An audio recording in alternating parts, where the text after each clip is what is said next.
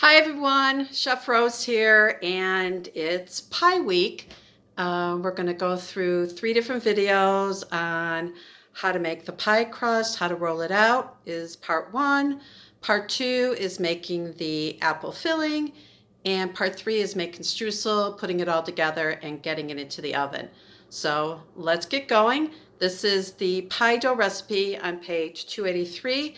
And I'm doing 1/4 of the recipe, which is enough to make 1 bottom crust. All right, so let me get this in place. We'll get started. Make sure, perfect, you can see everything. So here I have 5 ounces of pastry flour. I have a 1/2 teaspoon of salt. Have about a 1/2 teaspoon of sugar. Sugar is optional.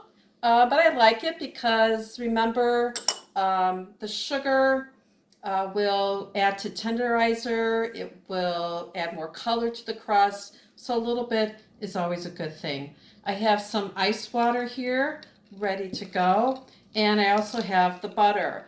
But remember, in the lecture notes, there's different butters that you can use or different fats. And please make sure you review these fats in the book. So here's your butter. Here's Crisco that comes in sticks that you could use, which of course it's vegetables, vegetable oil, and it's hydrogenated to make it solid. You want to refrigerate it if you're going to use that. And then there's lard. And you know, as much as lard has a bad rep, lard will make a really good flaky crust. So if you want to use lard, it's buy the oils in the grocery store and just have it nice and cold when you want to use it. Okay, so let's get back in place here. All right, perfect. Okay. So I've got cold butter here. And remember from the lecture notes that you want the butter cold, you want the water cold, and people even will refrigerate the flour. The cold will keep gluten development to a minimum because we don't want it to be a chewy crust. We want it to be flaky and tender. Okay, so everything cold. So I'm going to go ahead and, if you remember this from when we did biscuits, we grated the butter, which is great. Certainly you can cut it into small pieces. I use a food processor sometimes to get small pieces, but this is just about it's going to be about 3.5 ounces of butter, nice and cold, and you can see it grates really nicely. And like we did use it for biscuits. So it's kind of alternative way if you don't have a food processor. But you know, think about your grandmother probably made this by just putting the fat in and breaking it up with her fingers. But the problem with that is that the fat might get a little warm. But what's real important with pie dough is you make the dough, relax it. All right, good. That little piece is probably about a 1/2 ounce. We only needed about 3.5 ounces. So I'm going to put that aside, save it for another use. All right, so now you're going to just incorporate the grated butter into the flour mixture. Just make sure all the butter is coated with flour. Pretty easy. It actually is really easy to make. Doesn't take long. But the important thing is everything's cold. All right, so then I make a well in the center. Now I made a previous dough and it did take more than about 1.5 ounces. It took close to 2, maybe 2.5 ounces of water. And this is where just feeling it and knowing that it's got enough water in it. If you don't have enough water, it'll be dry. Too much water, and it's going to be kind of doughy. So you can always add more water, but if you add too much, you can't take it out. So I'm just going to add about that much, and then I just start mixing it. See how I'm just kind of gently tossing everything together. And how you know if you have enough water is if you're able to kind of squeeze it all together and it comes together. So see, it's kind of resisting a little bit. So I'm going to add just a little bit more. You don't want to add the ice. just the cold water. And see how I'm just kind of bringing it together? Okay. See, there's still a little dry at the bottom here. So just a little bit more water. And again, pie crust is really just getting a feel for it. Just like we did with the biscuits, making sure you had enough milk. In this case, it's just water.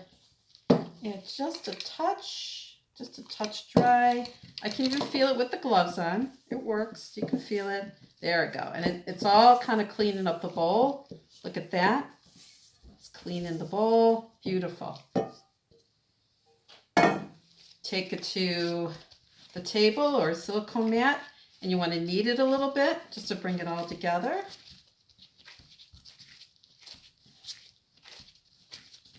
And you do want to see the butter pieces in there, and that's perfect. There's also a French method to kind of make it a really flaky dough, and I will put on the lecture notes. I can't remember the name offhand. I'm going to try and find it, but there's a technique where you push with the palm of your hand, and it kind of just really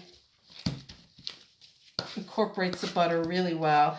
Makes for a really flaky crust. Not necessarily necessary, but all right. Perfect. Get a piece of plastic. So I want to let this dough rest for a minimum at least an hour, but certainly you could do it overnight. This dough freezes really well too. Press it down into a disc. It comes out to be a little bit more than 11 ounces of dough, which is perfect for a single crust 9-inch pie. And there you go. There's your pie dough. Into the fridge it goes. All right. So, of course, I have one already ready to show you how to roll it out. So I have a disposable 9-inch foil pan, but certainly glass or ceramic, like I mentioned in lecture notes, will work as well. I have a little bit of flour to dust the surface, and I have a rolling pin. So I'm going to put some flour. So you want the crust to be about 1/4 inch thick. If it's too thick, it may not bake all the way through and it'll taste a little doughy. Too thin and it might easily break and the filling might leak through. So it's finding that right balance. All right, a little flour on top. So when you roll, it's important that you go all the way across, all the way back. See, and I can see, I don't know if you can see, but there's nice little butter pieces. It's perfect. So what's going to happen is that cold butter, when it goes into the hot oven, like a 400 oven, it's going to melt quickly and make little steam pockets, which will add to the flakiness. Yum. So see how I keep moving it? Roll, move, make sure there's flour underneath. You do not want the dough to stick. If it sticks and you try and roll it, you're just stretching it and not rolling it. All right, keep going. You see how I keep going back and forth. Obviously, you want it as round as possible. Oh, still looks great. Nice little butter pieces in there. But believe it or not, a lot of pie makers like using a shortening instead of butter. It's cheaper, but you also kind of get different kinds of flakiness too. So they even make special shortenings that are great for pies and certain doughs. All right, so that looks pretty good. Not too thick. Beautiful, actually. All right, just make sure it's pretty even from the center out. I'm going to put the pie tin on top. You can see I got plenty of extra. And I can take a plastic rolling cutter, give it about 1 inch all the way around.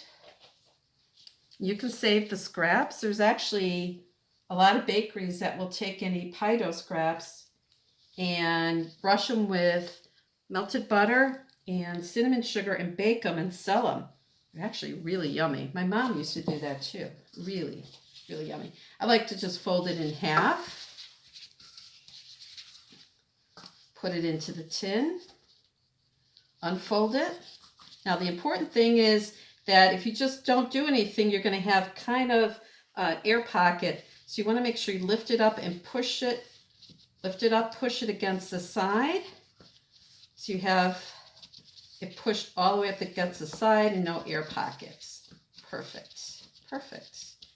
All right. So the side is just enough to crimp the crust. And if it seems a little heavy, don't make it too big, because I've seen the crust actually fall off to the side if it's too much to try and crimp. So I'm just cutting off a little bit of excess here that I don't need. All right, so it's a good about 1/2 inch extra hanging there all the way. So the first thing you want to do is I fold it down this way outside, fold, fold, fold, fold. You can see where it's just folded just to the top of the pan here. Fold, fold, fold, fold. So now that gets the upper crust a little sturdier.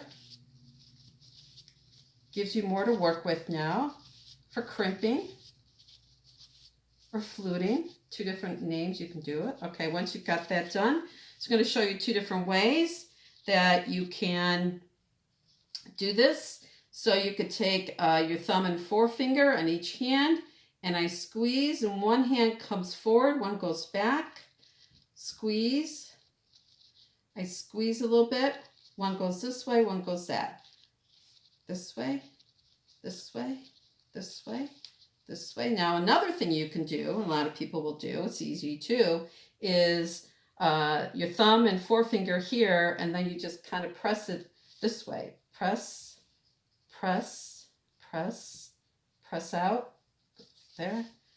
So that makes kind of a flute or crimp as well, just different. Whichever way you would like to try it. This seems a little easier, but I was always taught the other way, and now it's just second nature to me. All right.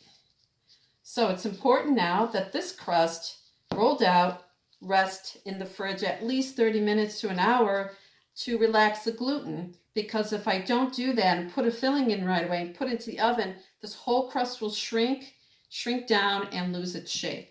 So very important with pie crust to refrigerate after all the different steps, from when you make it, relax it and chill it, to rolling it out. After you roll it out, relax and chill it. And then we'll put our apple filling in, and that will be part 2. So hope you enjoyed it, and we'll see you soon. Okay, bye.